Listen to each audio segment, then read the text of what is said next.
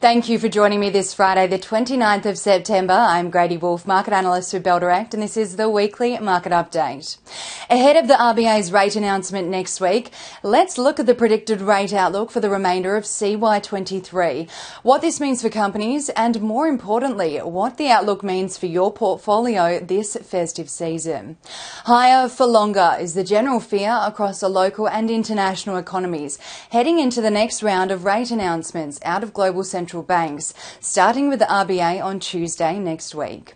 While it is widely expected that the RBA will maintain the nation's cash rate at 4.1% for the month ahead, with all four big Aussie banks expecting the RBA to pause again in October, NAB still believes there is one more rate hike in this cycle, either in November or December, which will take the nation's cash rate to 4.35% until it is expected to ease from September 2024.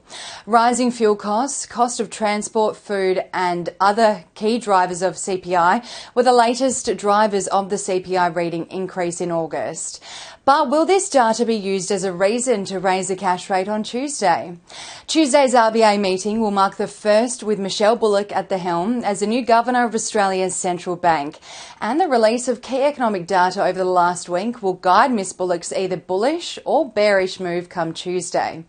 The last three consecutive months of pause for the cash rate at 4.1% have been to assess the impact of interest rates rising to date on taming inflation.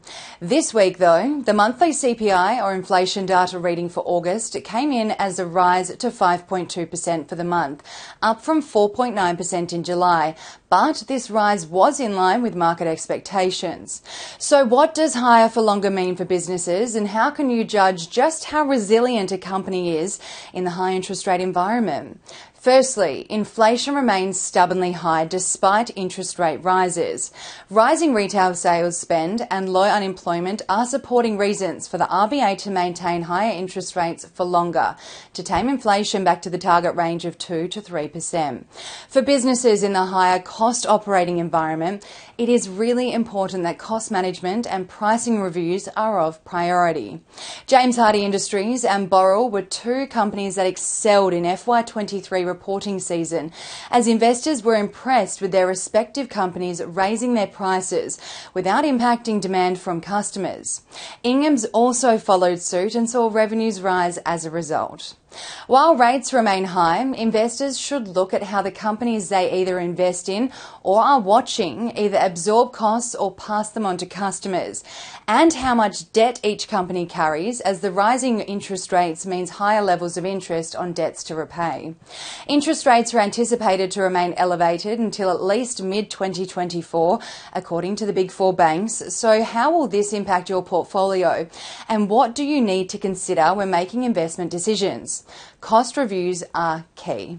Analyse company annual reports to determine how the business fared in FY23, what cost levels look like, how they are prioritising cost management, and if price rises are on the horizon.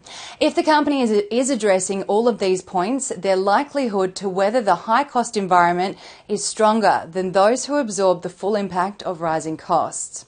Inventory levels. If you're invested in retail stocks or companies that hold inventory of any kind, look at the level of inventory compared to forecast sales for FY24.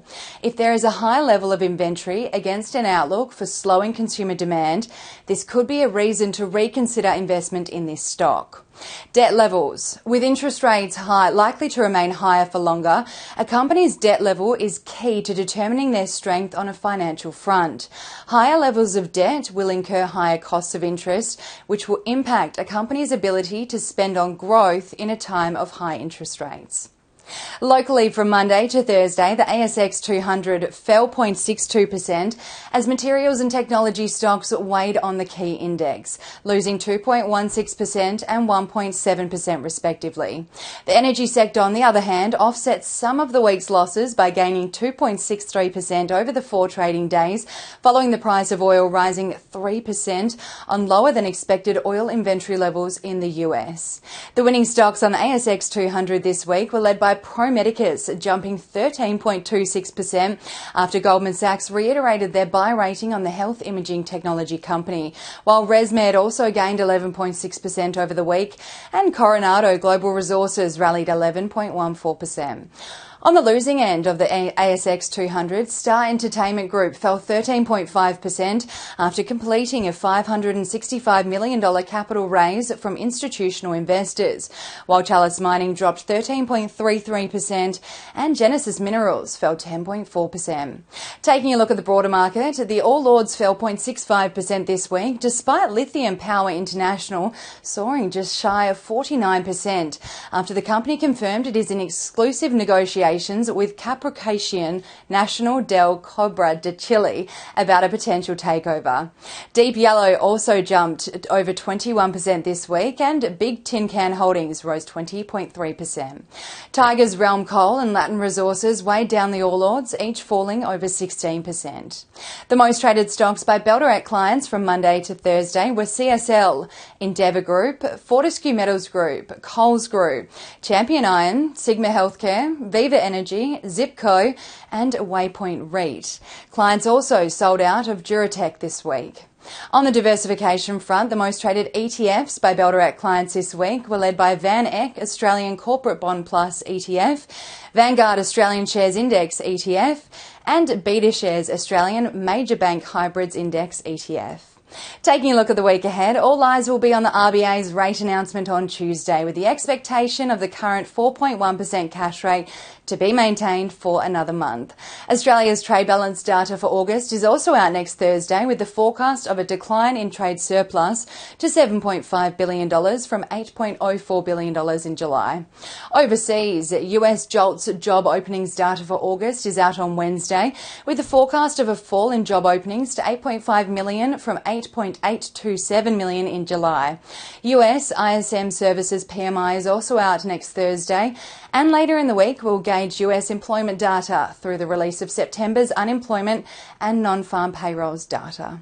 And that's all we have time for today. Have a wonderful Friday, a fantastic weekend, and as always, happy investing.